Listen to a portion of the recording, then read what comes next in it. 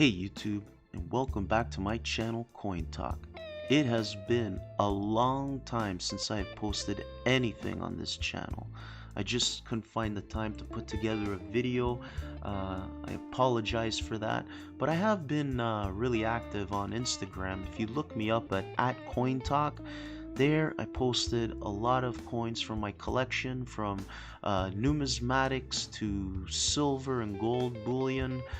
Here is a picture of my recent purchase. It's a 2020 commemorative 1 ounce gold 5-cent piece. Got that for a really good price considering what it's worth brand new. This is interesting. It's a book.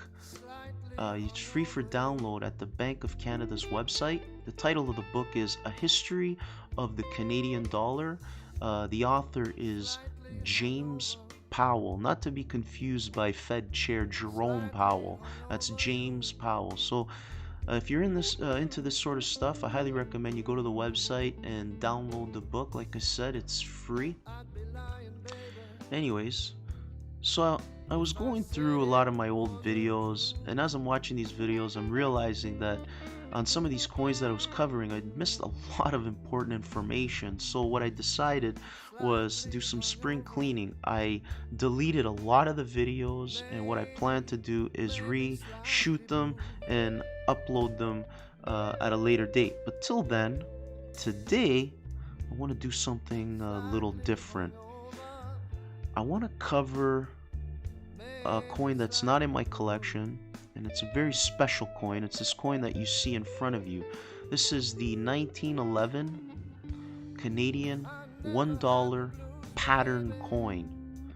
Okay, now there are videos out there that do cover this coin, and they do a great job, but the reason I wanted to do this video was I wanted to add some meat to the information out there, because I mean, it is important to cover, the specification and the details of this coin, but when it comes to this coin, it's equally important to know the history and the story behind the coin itself. So let's dive in. So many of you out there who are familiar with the 1921 Canadian 50-cent piece know that it's a most sought after coin, given the fact that a lot of the coins were melted down during that year to support the war effort, right? They needed the metal. But for those coins that did survive and are in private collection, we know that they're worth a lot of money. Hence why the coin is known as the king of Canadian coins. But if the 1921 half dollar is considered the king of coins, well, that would mean that this coin in front of us, the 1911 Canadian $1 pattern coin, is the emperor of Canadian numismatics. And the reason for that is because this coin never made it to circulation. So let's find out why. So let's turn back time. It's 1910, and King Edward VII passes away, and now his second son is crowned, King George V. And 1911 will be the first time his portrait would be displayed on an obverse of the coinage, as we see in this image in front of us. So since it's going to be the first time he's going to appear on the obverse of the coin, they figured, why not let it be the first time we issue the denomination of $1? Well, I'd like to insert at this point that during that time there was also this thing called the Canadian Currency Act of 1910. Now, without getting too deep in the weeds, let's just say this was a policy agreed upon between Canada and England at the time on how currencies would come to be and go into circulation. Okay? So that being said, let's go back. We're at the Royal Mint in London. and the die for this particular coin was prepared and shipped off to Ottawa, Canada. It is received for review, but the government at the time in Canada, which was actually a conservative government, decided not to go forward with this coin. So they kiboshed the idea, and they responded to England saying, we're not going to move forward with this coin. But what wasn't revealed at the time was, prior to that die being shipped off to Ottawa, the Royal Mint in London actually did strike 3 coins, 2 in silver and 1 in lead. Actually, let me there it is. Isn't that cool? This is the only picture that I could dig up that was actually decent. It's a picture of the lead coin that was struck. So we had this one of these, and then there were 2 of the silver. Now things get even more interesting here. Nothing was documented about these coins. They were packed away and forgotten about, okay? Until 65 years later, there was a discovery made on the coin by a coin dealer, the name of B.A. Seaby. He obtained the coin from an undisclosed source, okay? And when he realized that this coin existed and it came out, the other 2 were soon after revealed.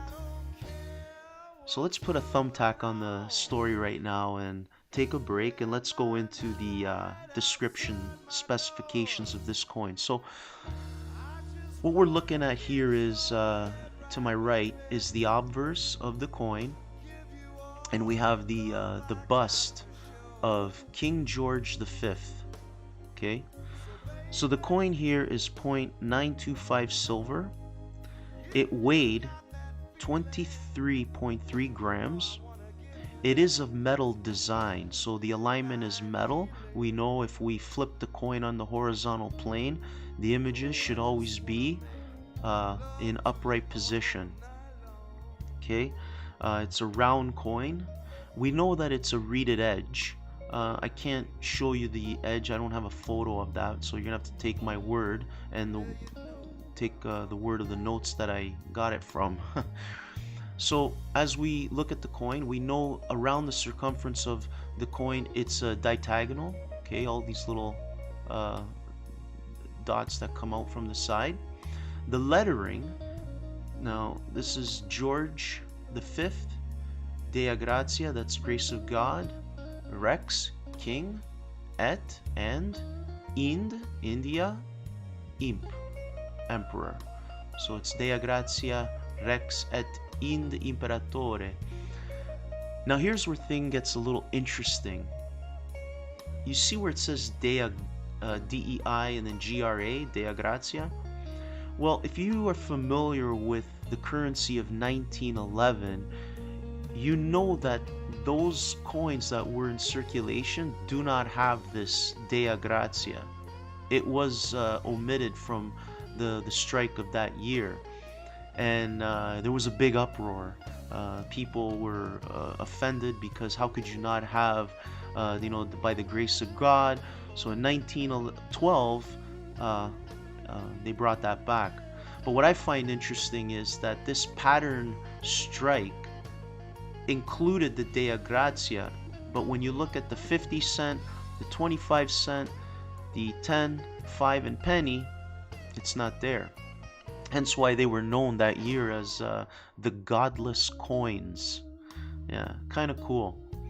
So now this design was done by Edgar Bertram McKennell, and you can see the initial at the bottom right of his bust right here, BM, and it's got great toning. Actually, just to comment on this toning, because I love this toning, so when they found the coin, It was in a paper bag. So you can imagine 65 years, chemical reaction from the paper bag, the air, the silver.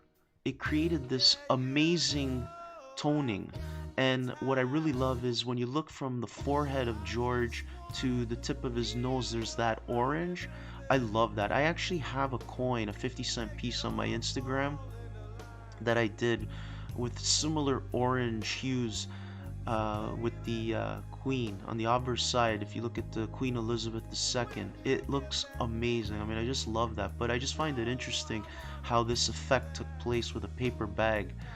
Anyhow, let's move to the left side. This is the reverse now. This was designed, engraved by W.J. Blackmore. Okay, let's start off with the top center. We have the Imperial State Crown.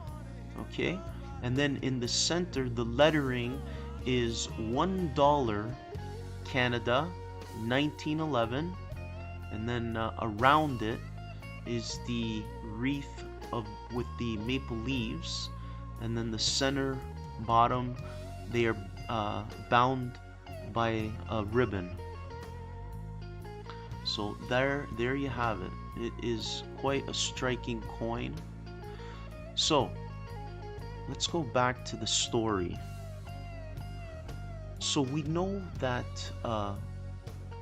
the coin dealer by the name of BACB discovers this coin, and then from there it goes from private collection to private collection and so on. And finally, kids, we can sleep well knowing that it made its way back home to Canada. Yeah, the one of the silver coins is actually in Nova Scotia. It was co-purchased by two coin dealers. Luckily, they got it for a really good price. I think they paid like 500,000 or 700. I can't remember. You're gonna have to look that up. I know there's literature on that. There's articles written about it. But that was an interesting buy only because they didn't even think they were gonna win that auction. So they just threw in a bid and thought they were gonna lose, but no one else outbid them, and they had it. The other two are available for viewing in Ottawa at the National Currency Collection, or I think it was the National Museum in Ottawa.